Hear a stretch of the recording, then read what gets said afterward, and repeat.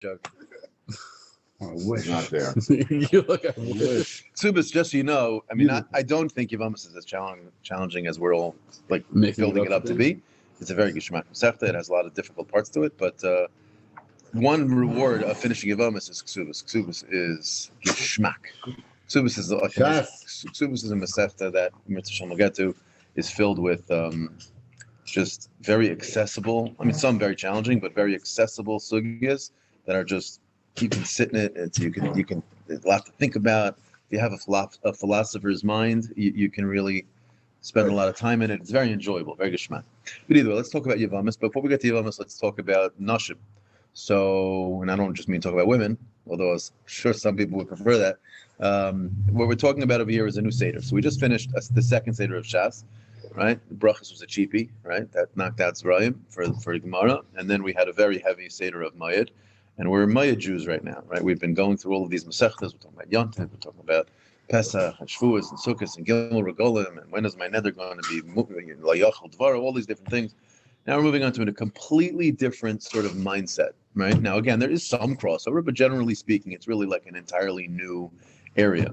Try to imagine there are four halakim in Shulchan Aruch, right? You have Orach Chaim, the Even Ezer, Yeridea, and Choshen Mishpat, and you can try to imagine that the Sdarim of Gemara sort of break themselves down into those four categories, right? So think of Orach Chaim, which is basically what we think of as the Mishnah Berurah. That's pretty much Zrayim and Mayed. You have Brachos, which is the first two halakim in the Mishnah Berurah. The third and fourth chelak is Shabbos and Erevin, and then pretty much the last chelak is that whole slew of those 40 daf masechtas. Pretty much, that's, I mean, with some exceptions, basically like that. Even Ezer is pretty much Nashim. Choshen Mishpat is pretty much Nezikin, right? And then Yoredei is a little bit of a combination, but it's mostly a Kodshim. You have Chulin and you have Nida and Taharis, whatever, but it's the last two. So that's sort of how Shulchan Aruch breaks itself down, and so we should think of the Starim in a similar way, right? So you have the Nashim is the Seder we're starting. Nashim pretty much on a high level deals with the relationships between a husband and a wife, fundamentally. So we have a Masechta called Kiddushin, which discusses marriage. We have a Masechta called Gittin, which discusses getting divorced. We have a Masechta called Ksubis, which again, on a very high level, is discussing the actual relationship that exists between a husband and a wife, the financial relationships that exist between each other, the behavioral relationships that exist between each other. We have Nidarim and Nazir, which are probably the only two Masechtas in Nashim that sort of don't belong, but they have a peripheral connection. It's not for now. Sota is what happens when one of those marriages, unfortunately, goes through maybe some infidelity or potential infidelity. Sota is effectively dealing with that issue. And then we have Yevamos. Now, Yevamos is the first Masechta in the Seder. Yevamos primarily deals with a very strange halacha, really, on the surface. It's in English, it's translated as levirate marriage, which is an awful translation because it's levirate marriage. It's a meaningless phrase. Levirate it just comes like the Latin word for brother-in-law. So I'm just going to speak out Yevamos high, very, very super high level outside, just so we even know what we're talking about. And then we'll slide into understanding the details and try to as best as we can. But before I get into anything, I just want to address what I think is like the sort of elephant in the room. And I know I've said it many, many times, which is that their general perception is that Masechta Yevamos is sort of like, like astrophysics or something like that. That like it's just impossible to. It's known as that. Well, I don't want to scare you, but I'm sure if you ask your son in yeshiva, they will. You almost know. Yeah, it's perceived as a difficult Masechta, and I'm not taking away from the difficulty. There are elements of it that are hard, but I want to clarify what's hard about it and what's not hard about it. The actual learning in and of itself in the Masechta is not that difficult. In fact, it's a little easier, in my opinion, than Moed because the flow of the Gemara, the way it's written, and this is just something you'll have to pick up as you go through it, it actually flows a lot easier as you read. The stops and the starts are a lot more obvious. I had to put a lot of punctuation in my Moed Gemaras to know exactly where the comma was, because they don't always, the sing-song of the Gemara didn't always feel like it stopped where it should. Whereas Yevamos, Ksubis, these Masechtas, you can almost not require that punctuation. This all falls under Nashim, all under Nashim, yeah. Yevamos. Seder Nashim. Seder Nashim, yeah. We'll be doing Seder Nashim. I didn't look at the calendar, but we'll be doing it for a considerable time, probably almost 2 years, I'm guessing, something in So that when range. we finish Nashim, we'll understand women. That's the whole. You'll understand that you don't understand women, yeah. Right. Understand women. I like that. Okay, so now, so I want to just address just the Yevamos piece for a second. There's an idea or a phrase, a comment in the Zohar that someone showed me. I didn't see it like actually in the Zohar, but someone just showed it me quoted that they say that the three Masechtas of Eruvin, Yevamos, and Nida, they make the acronym of Ani meaning like someone who's poor. So they typically will quote this and sort of say like, these are the three Masechtas that will make you poor, meaning to say they'll make you mentally poor. They're very, very challenging Masechtas. But the truth is, so I heard a very nice pshat from, I forgot. I shouldn't remember that. I should get into that habit. But either way, someone said a very nice pshat, and I think it's true. He said ani means poor, it does, and it could mean oni, like the way we talk about like suffering, pain, and maybe that's what some people would assume these mesechtas to be. But I actually think they're defined as aniyim. The mesechtas are poor because there's a concept of Torah being aniyim b'makam echad. They're poor in one place. V'ashirim b'makam acher. They're rich in another place. Which, on a very basic level, is just the simple idea that the background information that's required to understand some parts of Torah, sometimes they're right there for you. And therefore, when you're learning it, you read it and you figure it out. And there are other times where in order to understand one line in a Mishnah, you got to bring in all of this background information. Like sometimes we'll have that where we'll get to a Gemara that's 4 lines and I got to spend 20 minutes laying up, okay, so there's this Sugya and Taharis, and we got to figure out how that interplays with Kachim. And that makes Gemaras like that really challenging because it's hard to keep your head in all of that background information as you're going through it. Yevamos is a similar thing. And I'll just contrast it with a Masechta like Chagiga. We get to Chagiga, we open up the first Mishnah, and as long as you open up a Chumash and you read about the Carbon Re'iyah and the Carbon Chagiga, and once you're familiar with that, you pretty much roll from that point. All of the new information that you pick up as you go fits within the information you already have. It doesn't require knowing much more than what you learn at the first Mishnah. You could then pick up new information as you go.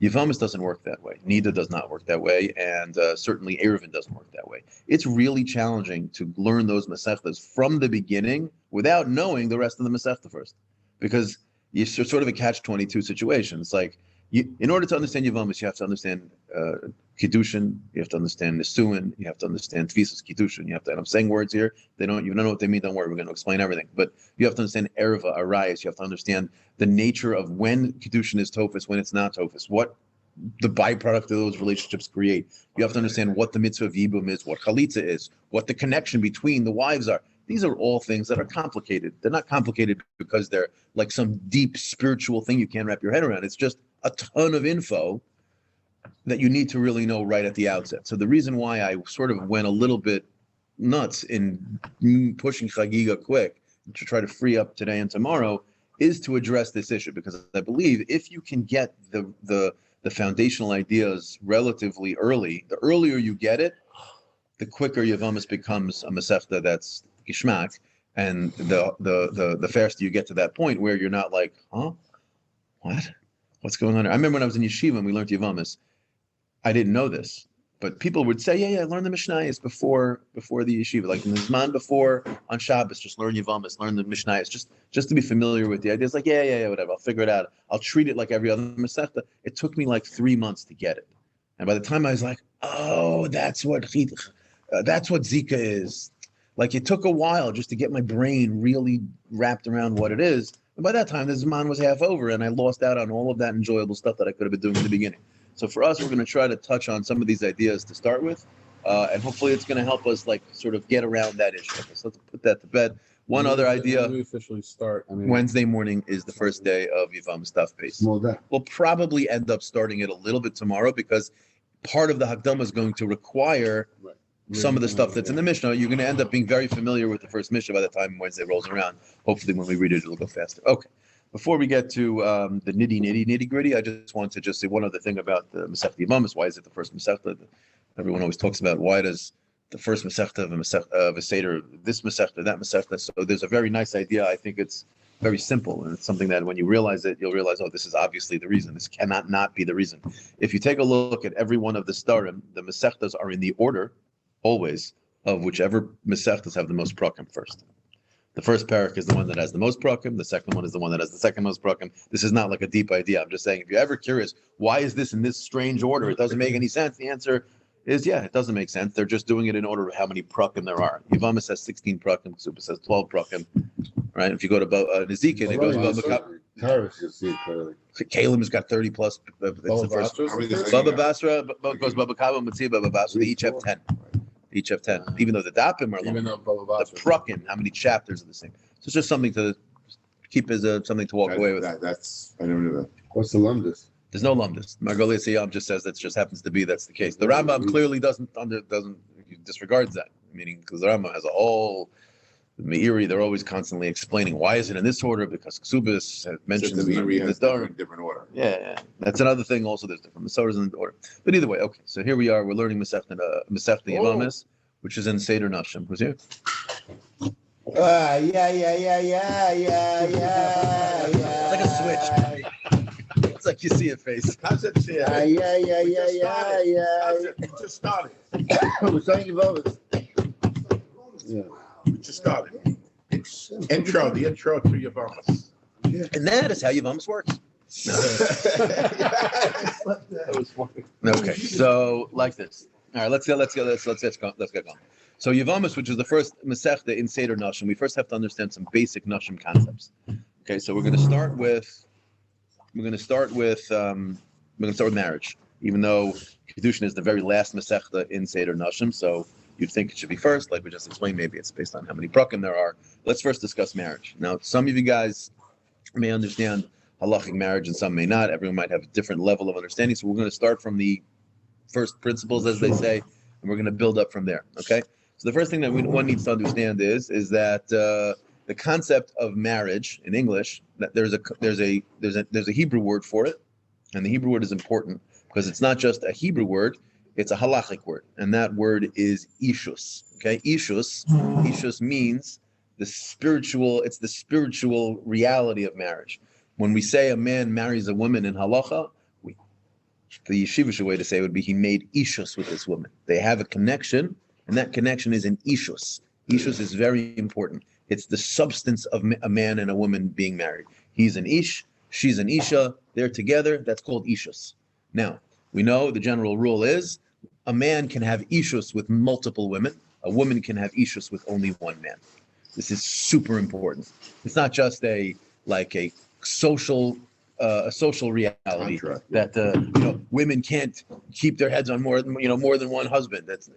That may be a byproduct of the spiritual reality, but the way HaKadosh Baruch Hu set the world up is that a husband can have me'ikar hadin more than one wife. This is true both in halacha and just psychologically. There's a limit. I think the Shulchan Aruch says don't have more than 4. 4 is the limit. King Solomon had how many? I don't know, 1,000, Right. Yeah, whatever. But and again, you have to understand what that means in terms of the relationships. I mean, I couldn't imagine. He's lower. Yeah, exactly. So Was it men So- are hunters, women are gatherers, right? something like that. But either way, so like this. So we have a concept called ishus. Very important concept. We can talk about all of these other things after. Yeah. So ishus is and Seder Nashim, right? The Rambam calls the entire group of halachas that govern all of the things we're talking about. He calls it ishus, right? It's called hilchas ishus, right? We're discussing the halachos as they pertain to this spiritual connection between a man and a wife. It is the beginning of the entire discussion of Ksubis and of Yevamos, Kedushin, and Gittin. You cannot have a conversation about it without understanding ishus. So before we get into Yevamos, we need to understand how do we create ishus? What does that actually mean? So there's 2 stages to marriage. I'm sure you guys have heard this, but I just want to really break it down at a very basic level. There's something called Kedushin, and there's something called Nisuin. Another word for Kedushin is Erisin, right? Kedushin and Erisin, those are synonyms. They're the first stage of marriage. And then there's a second stage of marriage called Nisuin. Let's go through what that actually means. A man and a woman who's not married, a woman who's a pnuya, she's basically a single lady, yeah? So a man decides that he wants to marry this woman, she decides that she wants to marry this man. So the Masechta Kedushin tells us in the beginning of the Masechta, in the first parak, it says you can marry her in one of 3 ways. You can give her money, you can give her, we use a ring, you can give her a document, or you can actually have sex with her. We'll leave that for now. The point is that either one of those mechanisms will craft a connection between that man and that woman. And that is the beginning of the creation of this thing called ishus. Marriage. Okay. We Now, do all 3 these days. well, okay, so that's a little bit of a complicated discussion. Yeah, we do kesef for sure. Kesef is how we use a ring, but it's really kesef. That's the conversation. Bia is not done nowadays as a method for creating the first level, but it is one of the things. What's that? So that would be No. chuppah. So that's for Nisuin. Yeah. Let me say that. That's for the second stage. Yeah, for I was Eris. just a yichud last week. The rabbi, I had a clock, 7 minutes. Really? Yeah. Good for you. It's a Never chashuv did it in thing. my life. Just know if you're getting brachas at weddings, they don't think it's a chashuv. If you get edus at a wedding, that's really a big deal. Because that It was means the fault. I that was means they there. trust you. Yeah. That means they trust you. It's true. That's it. It's pretty cool. You got to check the room, make sure there's no exits out of there. I was like, I never did it for my Oh life. yeah. I was in there. And then you have the chuppahs nida stuff is when you have a woman who's unfortunately needed by a wedding. You got to put a little kid inside, but no one's supposed to see the little kid go in. So that doesn't. Anyway, we'll get to that in Ksubas. Very geschmack. Okay. So let's get back. So we have the first stage of Kiddushin. Yeah, not true. Meaning, I agree, true. Yeah, so the first stage of getting married, the first stage of creating this Ishus, okay, is Kiddushin or Erisin. Now, how is that done? We said you give her, take this ring, Harei Mikudeshesli, in front of Adam. The Adam, they give it, they make it official. And in that moment, there's a spiritual connection that exists between the man and the woman that makes them have this Ishus thing. Now, what does Ishus actually mean? This is the most important part, I think, that if we could wrap our heads around it, and it's going to be a simple idea, but once you wrap your head around it, it'll flow into Yevamos in a lot easier of a way. And I'm oversimplifying it, but it's a really important idea. Halacha looks at the kedusha of marriage, what's called kiddushin. The Mishnah in Masechta Kiddushin, and Rashi there is very clear that what is kiddushin? Why is marriage called kiddushin? Why is it called kodesh? Gemara says because it's similar to the way we make something hegdish to Hashem. It's uniquely for Him. One's not allowed to benefit from it on his own. It's something that's usher to me, like hegdish. I can't benefit from hegdish. It's only for Hashem. So too, this woman is only to me. And it's specifically the yichud, the uniqueness, the specific place where she can point her mitzias, her reality is only to me. She does not have any connection to any other man. That creates ishus.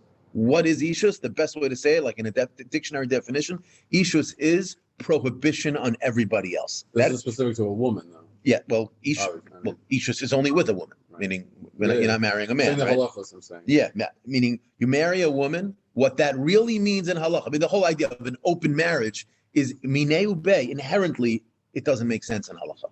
In halacha, the definition of ishus is she's with you and you alone. Now, you, as a man, don't have really ishus with her, right? You have her ishus to you.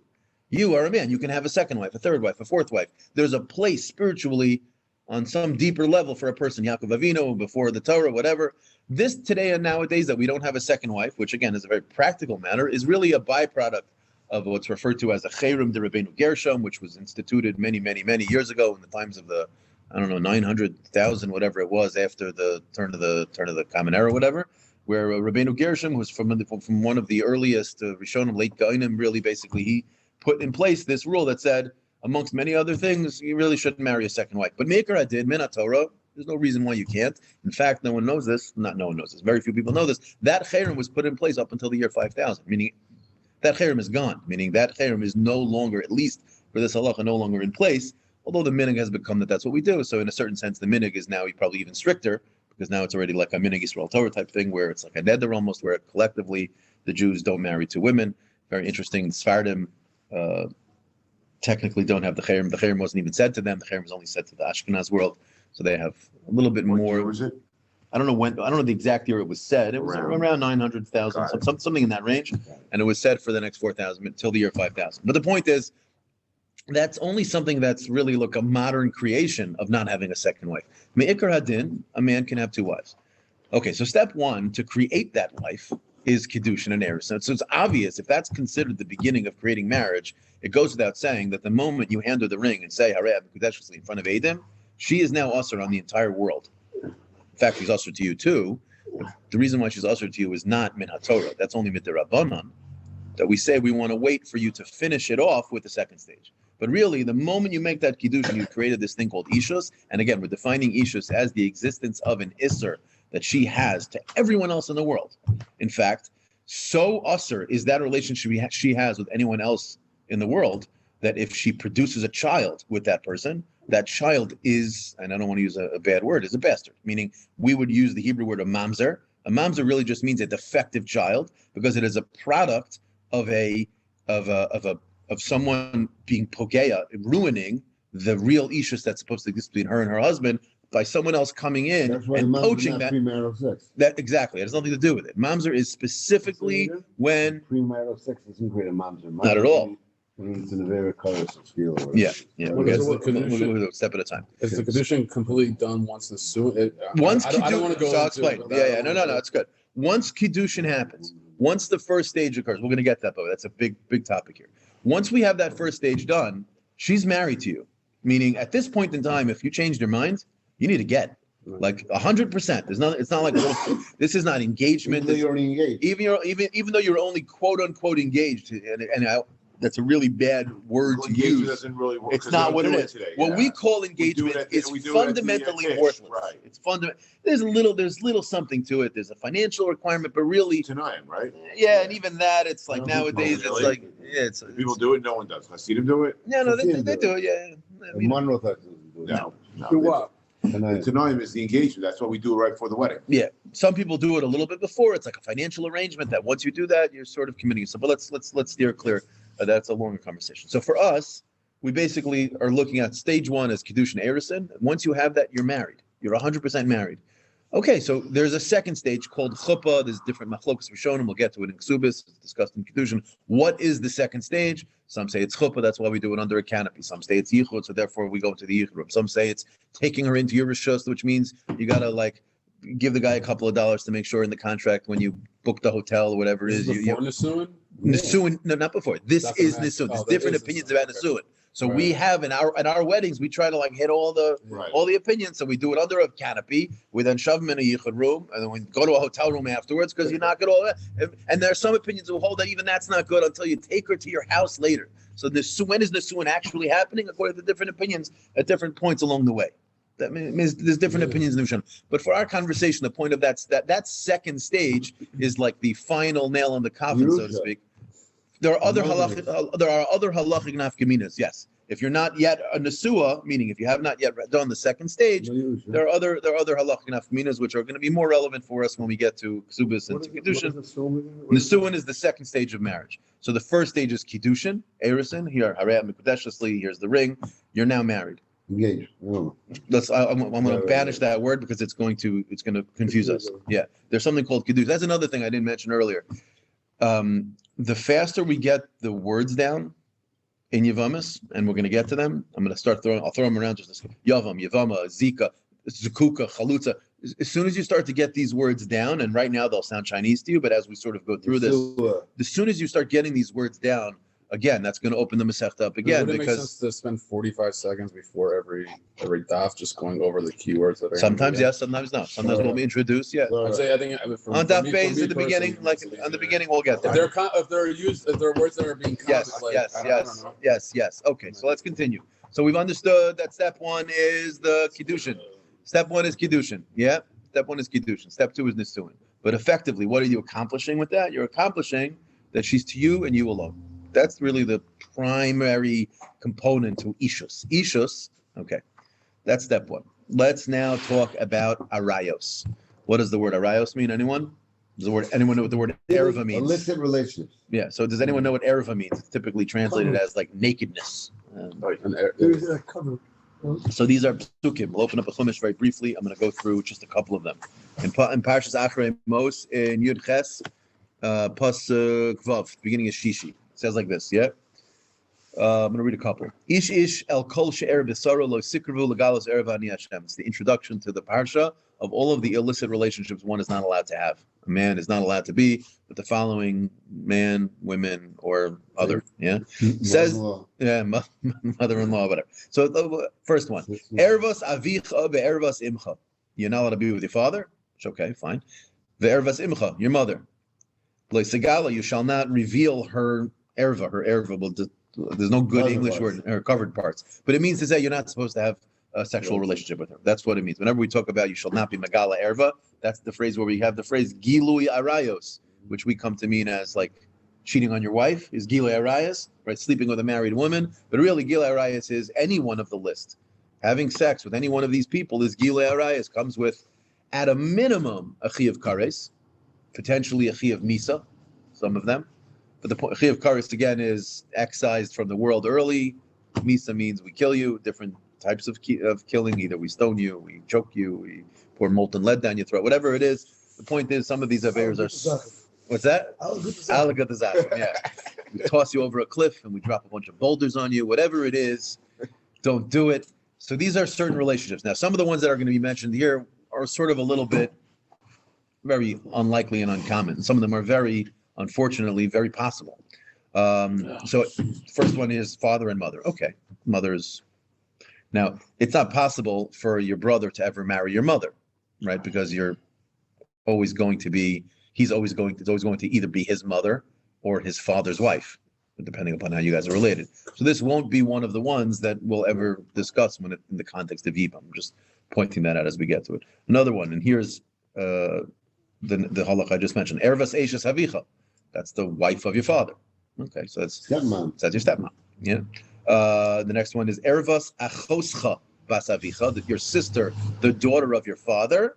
Oh, Bas Imecha, the daughter of your mother. Again, your father and mother might be married, and that girl might be both the daughter of your father and your mother.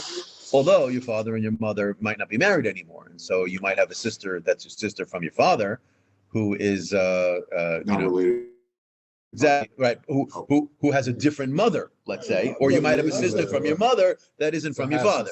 But either way, that woman to you is an erva. What about step? It's not step. Well, so I want to steer clear of using words like step and half, only because in English it generally means one thing, and although generally it also means the same thing in halacha, sometimes there's crossover that it doesn't mean.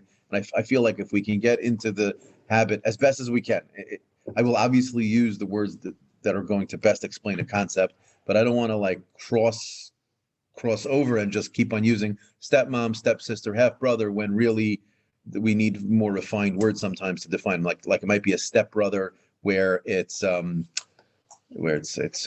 father has two wives, and so now there's a stepbrother from one mother and a stepbrother from another mother. So that already gets a little confusing because if I just say step, you assume that their two stepbrothers are connected, but they're really not either. So I think it's important to use those words. So another example here, Ervas Bas Bincha. Okay, so your daughter is a problem, and so is the daughter of your daughter and the daughter of your son. So that's your grandchild, right? Your granddaughter. That's going to be a problem. Ervas Bas Eishes Avicha. Right, so the bas, the daughter of the wife of your father. So the wife of your father's daughter. Right, so that sounds like a sister. That's a little bit different than what we said before. Before we said that's someone who's only from your father. Here we're implying that it's the daughter of your father's wife, which would be your stepsister. Yeah. Now here, let's jump ahead a little bit over here. We'll get to a good one here. What parsha are you in? Parshas Achrei Mos. It's Parak Yud Ches. It's the last 25 psukim or so of the parsha.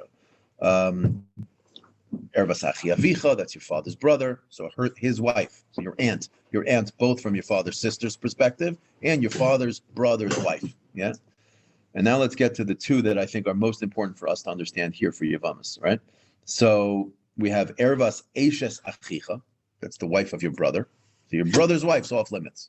Meaning, let's pretend for a moment we're not learning Yevamos. And I tell you have Reuven and Shimon is married to Leah, and Shimon and Leah have a bunch of kids. So Shimon and Leah have already built a family, and Shimon Nebuch dies. So Leah is not falling to Reuven as a Yibam. There's no requirement for Reuven to marry his brother's wife. In fact, not only is there no requirement, it's completely usher. It's one of these relationships. Well, if they have kids. If they have children, there's no yibum, and when there's no yibum, there is one of these relationships. It's an erva. If he sleeps with her and has a child, that child's a mamzer. He's chayiv kares. Wow. That is the real deal. Even if he's dead. Yeah. Certainly if he's alive. So the only way you become if he's alive, you have a second problem. The only way you have to marry if there's no kids involved. Yes. Yeah. We'll get to that in a moment. Yeah. I just wanted to lay out some of these arayas, just to understand. Another one here. This is another very important one. V'isha el achosa lo sikach. So every one of the ervas that I've listed and the ones that are listed over here, they're forever. They never stop. Meaning once that relationship exists, you can never ever be with that woman. There's nothing that can occur that can change it. There's one example where a woman who could be an erva to you and then she can be mutter. So what Hunter Biden did is not permissible. I don't know what he did or he didn't do, but I don't know what he did. Is really his half sister? No, what are you talking about? He married. Or the daughter of your husband's married wife, his that he's not married to her anymore, wife. and you weren't blood, The daughter of your husband's wife. Right, not allowed to do it, right? and he's not married to her anymore. That's why they No, stopped no. doing The it. daughter of your Okay, husband's so wife yeah, is your half sister. Right. No, from the no, it's Torah. not. Let's say it was you And he's a step. lowlight. It's the So daughter let's of your say- husband's wife. What's it? So she was born to the mother, Correct. and And a different father, and a different yes, father. yes. You're right. Okay, yeah, right. In that scenario, now, If he's not married anymore, then it's not the daughter of your husband's wife. yeah, no. Once they're married, the half sisters, Not are a half, step, because it's the daughter of your husband's wife. It's not. What is the daughter of it's the the- husband's wife? Right. I mean, it's not That's what you said. Those are the words you used. Yeah, Daughter of a yeah, husband's correct. wife. Yeah. A Right. person's father married a woman, she had already a daughter. Correct. And now they're not married Not anymore. blood- You're saying they not can't blood fall off. relation. No, I think No even blood there, that's relation. gonna be the They same no married matter a what. woman, That's gonna be whoever an they arias forever. Yeah. Okay, so it is? Okay, I think so. okay. Now, there's one example where it's not the case, and that is achos ishtacha, the sister of your wife. Your wife's sister is usher to you only while you're married.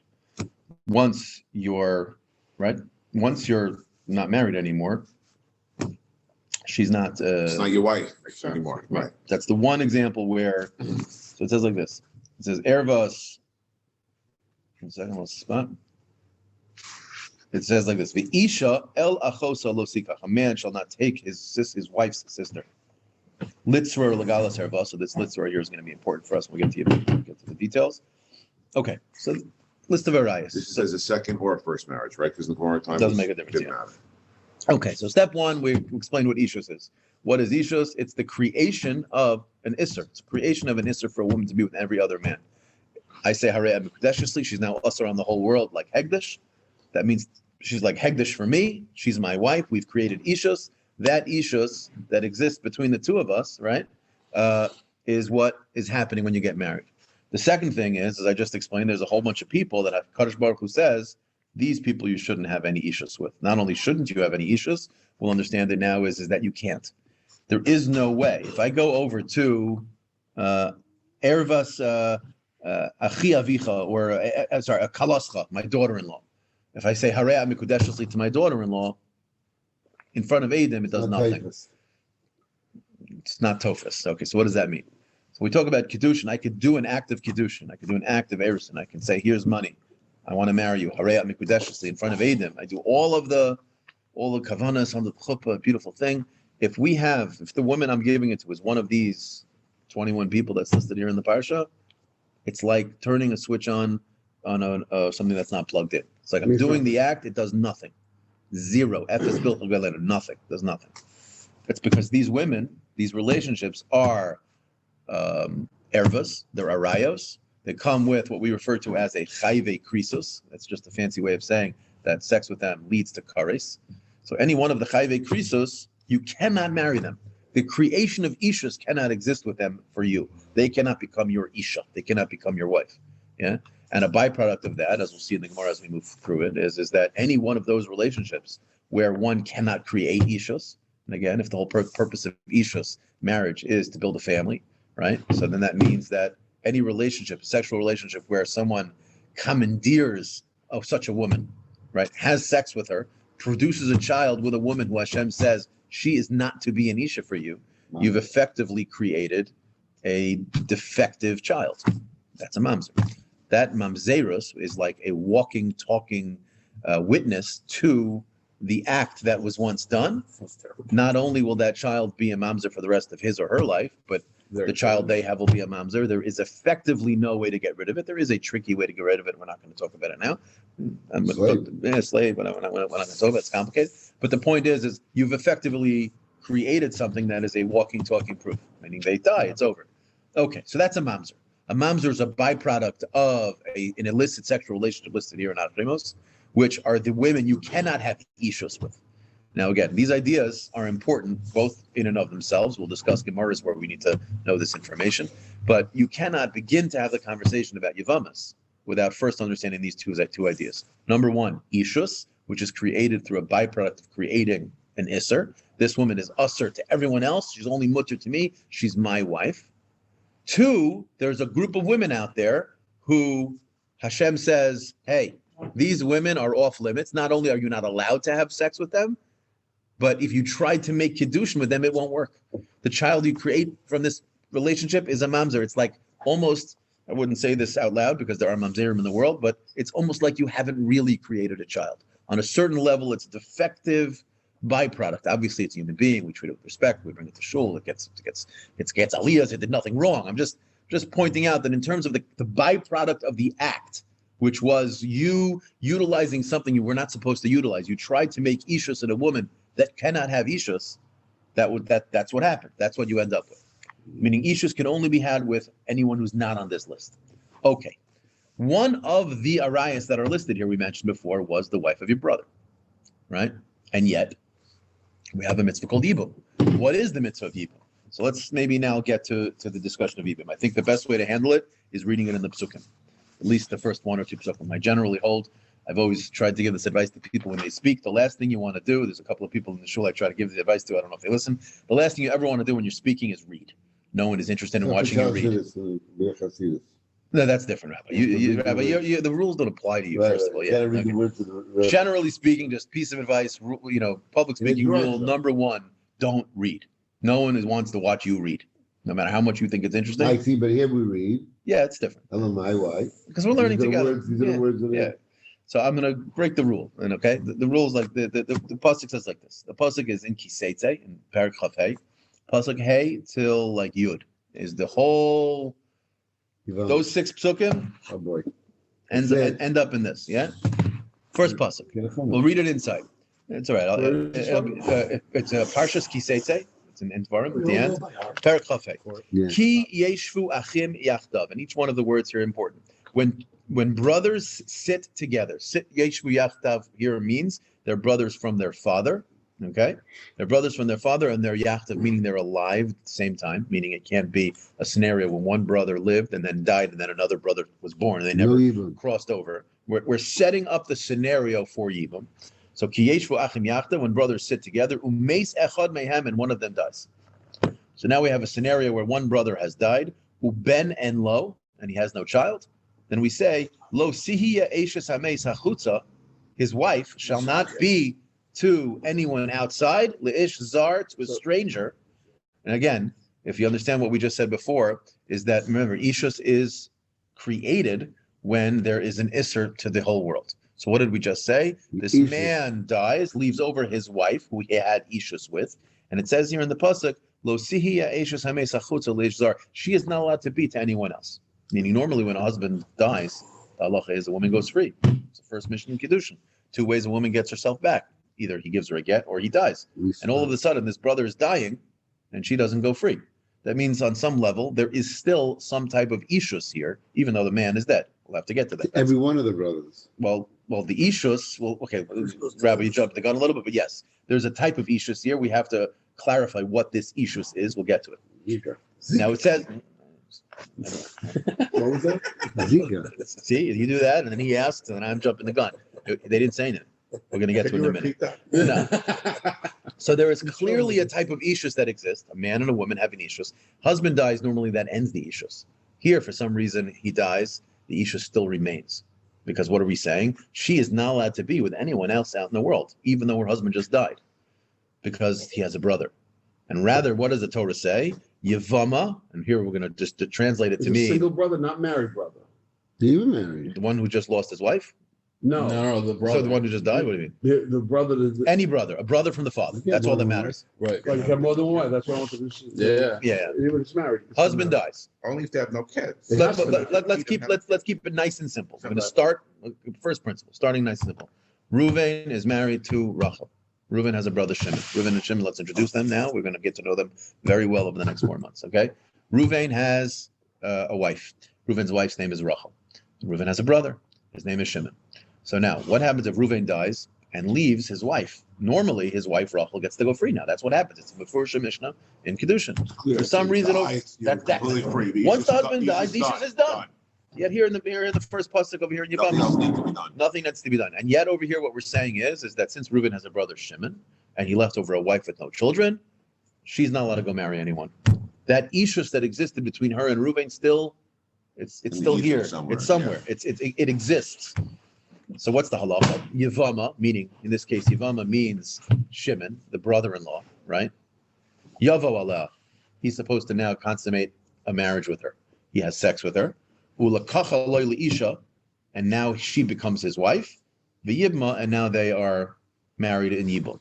Okay, so let's just break this down, yeah? Reuven and Shimon brothers. Reuven has a wife. Reuven dies. Reuven and his wife Rachel have no children.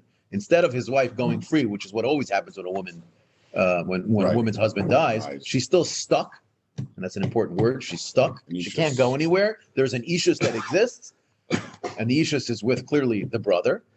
That brother Shimon has to consummate that marriage by going and taking her and having sex with her. When he has sex with her, that finalizes the ishus. Now they are like a husband without being married, right? They're saying so it's Isha. slowly. Right. They are, to a certain extent, married.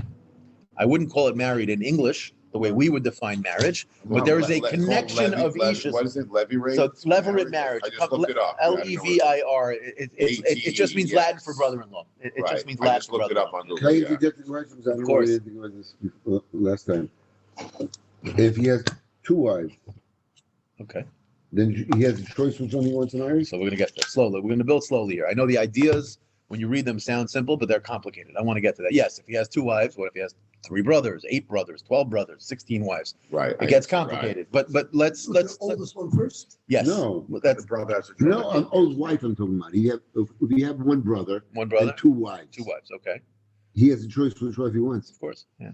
He could decide which one he wants. And wow. They're saying that it's a whole issue in the Gemara. Well. No. As long as you're discussing if one of them have 2 brothers. an So if a guy dies with 2 women, neither of them have children. He's saying. Yeah. Rabbi said. Yeah. So they both have to do Yibum. No, only one of them. Only one. Yeah, only one. Yeah.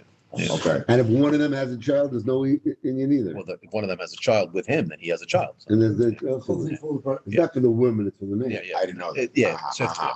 So now, but let's keep it simple. We have Reuven, we have Shimon, and Shimon is going to have to perform Yibum with Reuven's widow. Okay.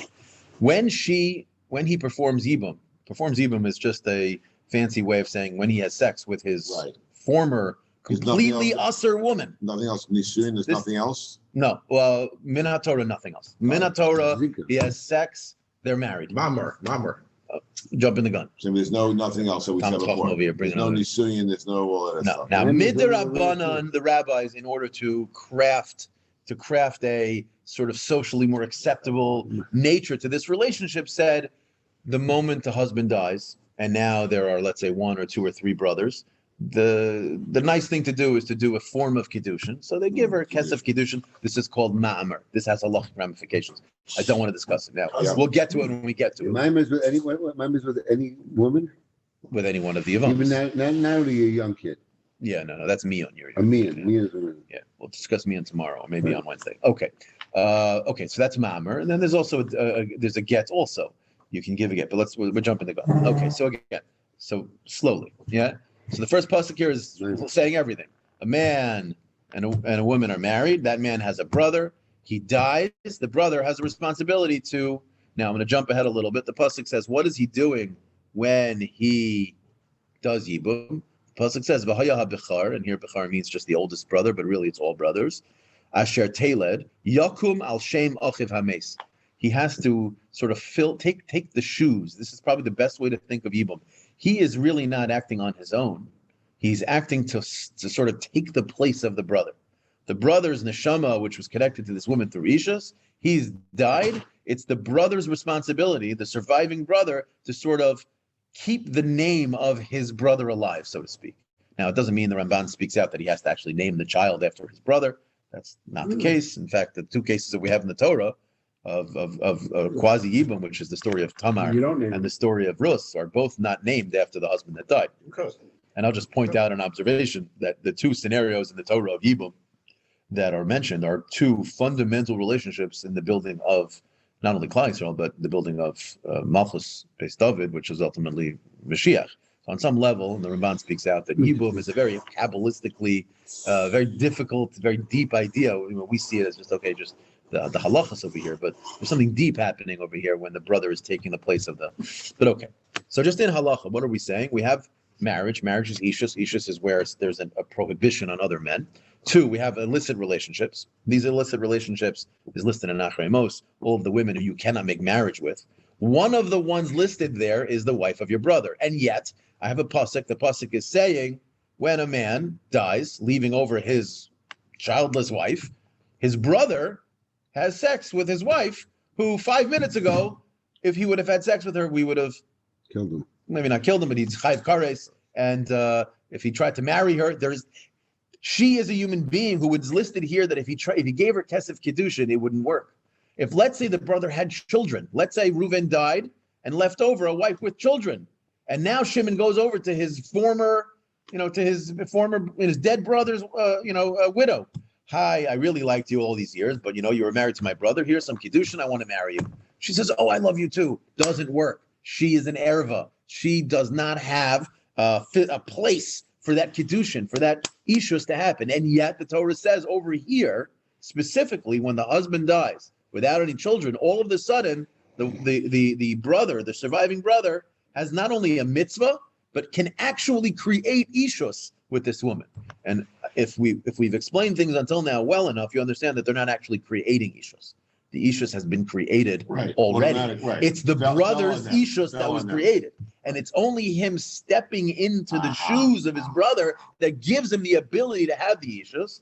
And the chidush, the novelty of Yibum, is that once he has that, once he finalizes the Yibum, now they're married like a regular husband and wife. Yibum means the sex. The sex is the Yibum. The Maisa, no, we'll get to that. That's the Maisa of Yibum. The act of Yibum is an act of sex. What does it mean, Yibum? What does that word mean? The word literally is undefinable. I don't really have it's not. This is whether she wants him or not, or whether she's. Well, you can't force her. You can't force her. If she wants to. You can. I thought you were. No, not allowed. You can't force. There are things about karcha, yeah, sure. Wrong religion. Yeah. Okay. So another brother, maybe. And you said you can, and that woman, if she had one child, would never be allowed to the brother. Once there's a brother, once there's a child, she died and she got divorced. That never doesn't allowed. make a Any difference. wife has a baby. Yeah. I mean, she would never be allowed. Correct. No matter, even if it's halakhically, even If she didn't have a baby. Once the existence of that arayas relationship is in place, it never goes away. Again, there's one exception that I told you before, which is your wife's sister, and that's going to become important. We'll get to that not today, not tomorrow. As we learn the Masechta, it's important to know that. Okay, so now we've gone from marriage to arayos. Once we have that, now we're trying to get the beginning understanding over here of Yevamos. Don't think I'm just starting over here. I've covered a lot of this already. You say Kedushin is Yes. Nisuin is what? Nisuin is money. There's different opinions. One opinion is you stand under the chuppah while you do it. Another one is you take her into a yichud room. Another one is you take her home. These are all different opinions in the Rishonim. Erison is what? Erison is Kedushin. It's the same thing. Oh, Erison is the same word? Yeah. One's Aramaic and one's more Hebrew. Erison, she's, and by the way, we would refer to a woman who you've married with Kedushin as an Arusa. Erison Arusa. She's an Arusa, whereas the one who you've done full chuppah Nisuin with, she's a Nesua. So you have an Arusa, she's the first stage, and a Nesua. And there are different halachas for an Arusa and a Nesua. We'll get to that also. So like after you come out of the chuppah, it's just Erison. She's a Nesua. Arusa. Once you get out of the chuppah, because chuppah is considered Nisuin according to some Rishonim, you'd be a Nesua. Yeah, that gets complicated. But the point is, before you get to the chuppah, she is let's say a basula, assuming she's a basula, but even if she's not, she's a pnuya, she's unmarried. Then she gets under the chuppah, you hand her Arayat Mikudeshes Li, she's now an Arusa.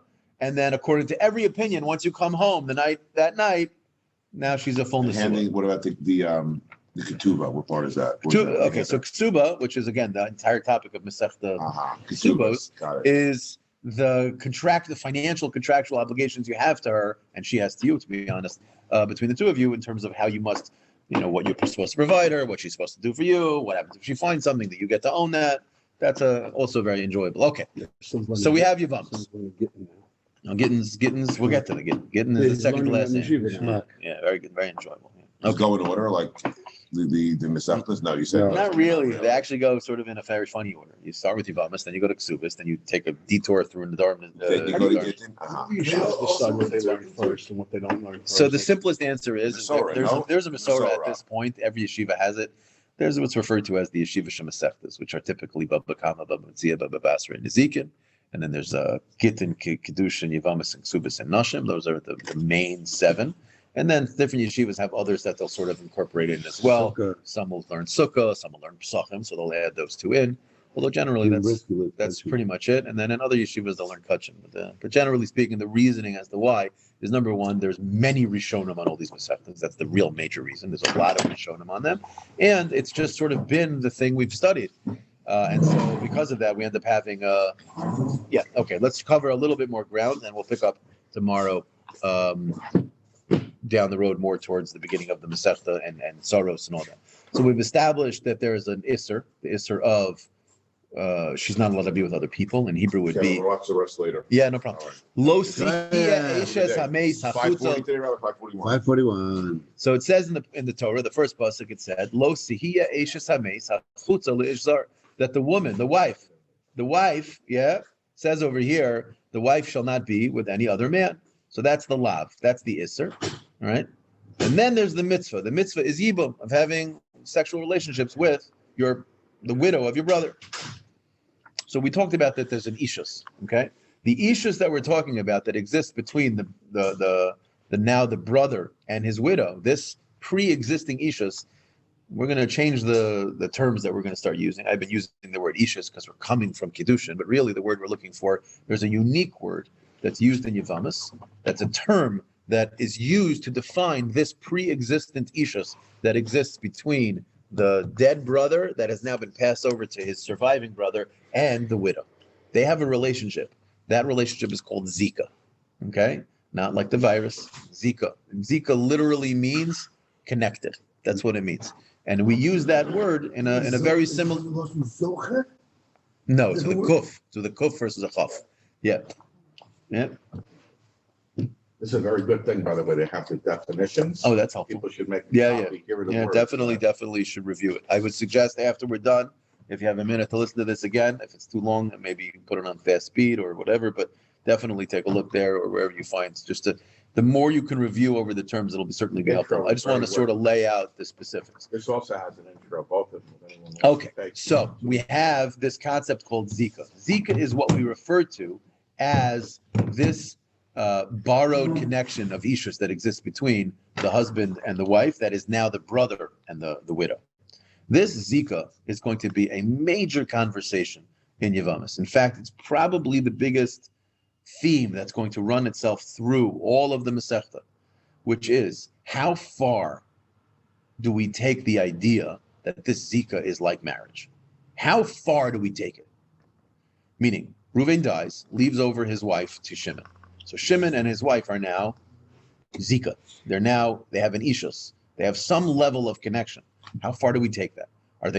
Is it like the equivalent of Erison? Is it like the equivalent of the first stage of marriage? Is it that Hashem has pretty much taken the role of doing the first stage of marriage, and the sex act that you have with your brother's widow is like nisuin? It's like the final act of completing the ishus.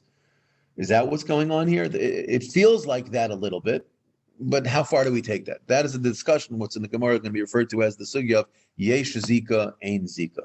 Meaning, how far do we take it? I'll give you just one or two examples of consequences of whether we say that it's fully like that or not. What would be the halacha if, a good example, let's say I gave a get to that woman. Let's say the brother says, you know what, I'm not interested in, and I give her a get. Does that do anything? Does that matter? You would say no, right? Minat Torah, it shouldn't do anything. So on some level, you're right, but midarabanan, there may be an issue. If I give her that get, she may now be considered free. Not free, because she still has the Minat Torah, the Zika. The Zika's still there. I can't get rid of the Zika. The only way to get rid of the Zika is one of two ways. Yibum or Chalitza. But what if I gave her a get? Right? Meaning on a certain level, there's an Ishus already, and so a get might work to do something. So we'll see that a get could do something. It doesn't free her to go marry someone else, but it might mean that now she's considered my grusha. And therefore, if I wanted to marry her sister, I couldn't. You still have to do chalitza. What's that? You still need to do chalitza. Yeah. You still need to do chalitza to make her be mutter to the world. Right. Yeah, but what I'm saying is, if we have an ishus relationship, she's like my wife to a certain extent. Well, if she's like my wife, I'll give you another example. The example I just mentioned. Would I be allowed to marry her sister? Let's say Reuven dies, leaves over his wife, Rachel, to Shimon. So Shimon and Rachel have a Zika relationship now, which we're saying is like a quasi-marriage. That's the term I'm going to use for Zika, quasi-marriage, yeah? What if Shimon says, I don't like Rachel. I like her sister, Leah. Now, Leah's never been married to Reuven. Shimon has absolutely nothing telling him he can't marry Leah while her brother is alive. What about when her brother dies? His brother dies. Now his wife falls to him in this Zika relationship, and we're saying that's like a quasi-marriage. How far do we take that? Are we going to now say that every one of her sisters are usher to him, like the way a sister of your wife would be usher? Or no? Why can't Shimon go and marry Leah now? In this temporary period before he's done Yevamos and Chalitza, he's what we say is she is skuka to him, right? She is skuka liyavam. He's the yavam. She's skuka to him. There's a Zika relationship.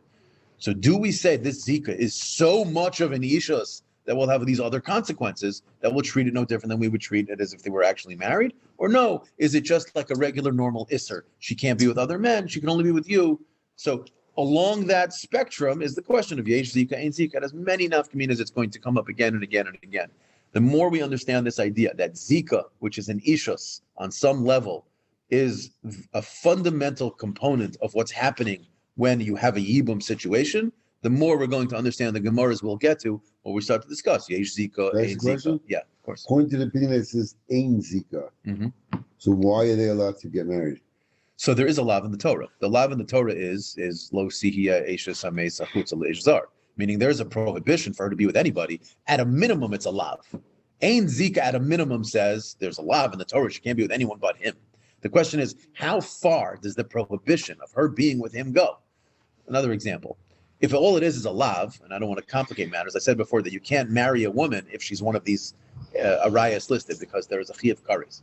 What if a woman is usher? Let's use a classic example. You have a kohen. A kohen is not allowed to marry a divorced woman.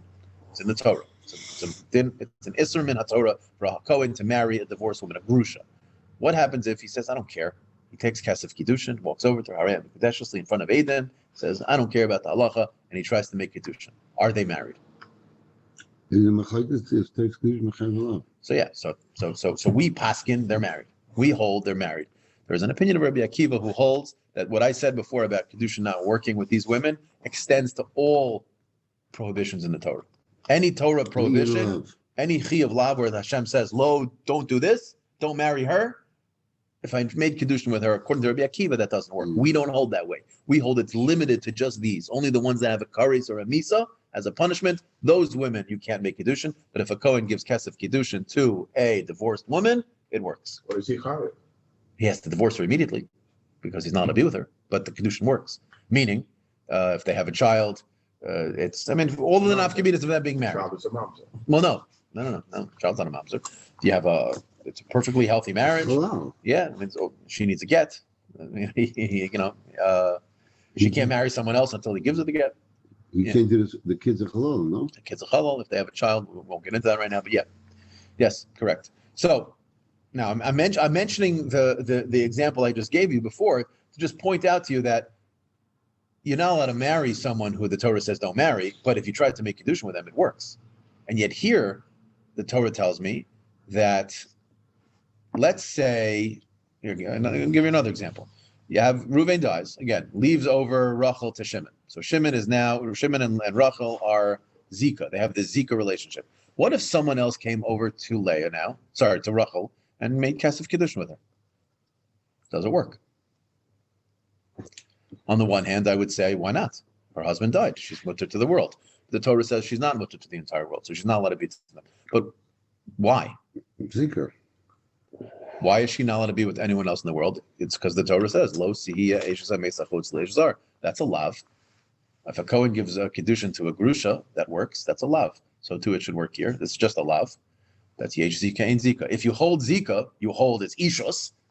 No kedushin tofus. It won't work. If you hold ein zika, maybe it will work. Yeah. So again, that's a major discussion. It's probably a good stopping point, anyways. Yesh zika ein zika. What we'll do is we're going to pick up from here and we're going to discuss from here how do we get from this conversation to the conversation about what we refer to as a tzara. How do we go from, we discussed only until now, Reuven having one wife, dying and leaving that one wife to Shimon. What happens if Reuven has two They wives? call tsaros. And why is it that if they're both, I'm just food for thought, why is it these co-wives, these tsaros, why is it, meaning the ishus exists between all of them and the brother, right? They're all prohibited with lo sihiya esesh hames. They all can't go, right? All If she has 5 wives, they are all prohibited from doing anything until the situation is resolved. That means there's an ishus between all of them and him. How come it is that if he does yibum with just one of them, the rest of them get to go free? What happened to their ishus? How did you get rid of it? You need to do something to get rid of ishus, either a get or a halit. You got to do something. We'll have to get to that. That leads to Wow. we was the nice. On one Say that woman, again? you got rid of one woman, That or the other one. leads to the question